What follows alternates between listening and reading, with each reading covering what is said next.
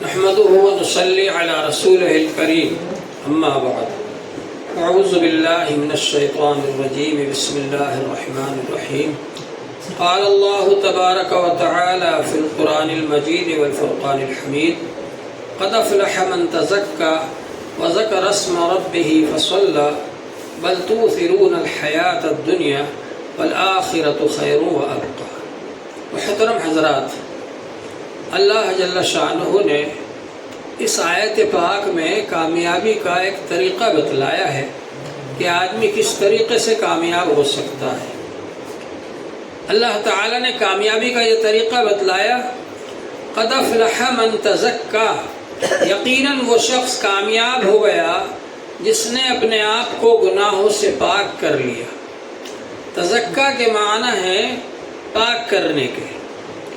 اب تزکیٰ جو ہوگا، تزکیہ جس کو کہتے ہیں پاک کرنا، اللہ تعالیٰ نے قرآن پاک میں حضور صلی اللہ علیہ وآلہ وسلم کے بارے میں جب یہ بتلایا کہ آپ کے کیا کیا کام ہیں، کیا کیا کام آپ کرنے والے ہیں، تو اللہ تعالیٰ نے اس موقع پر یہ ارشاد فرمایا،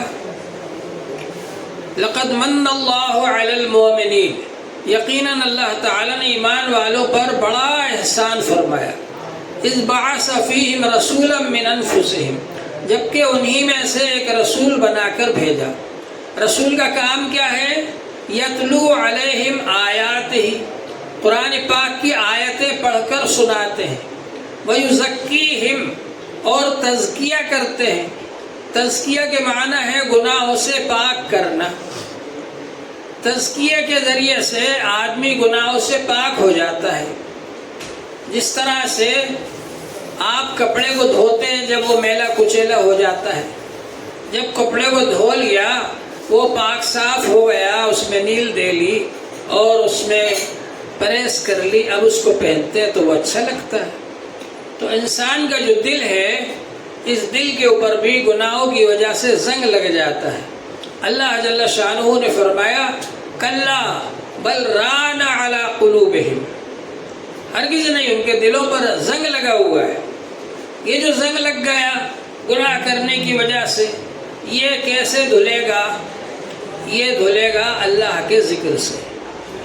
رسول پاک صلی اللہ علیہ وآلہ وسلم نے ارشاد فرمایا ہے، ان لکل شیء ثقالۃ وثقالۃ القلوب ذکر اللہ، ہر چیز کو صاف کرنے کا، پالش کرنے کا ایک ذریعہ ہوتا ہے، اور دل کو صاف کرنے کا اور اس کو پالش کرنے کا ذریعہ اللہ کا ذکر ہے۔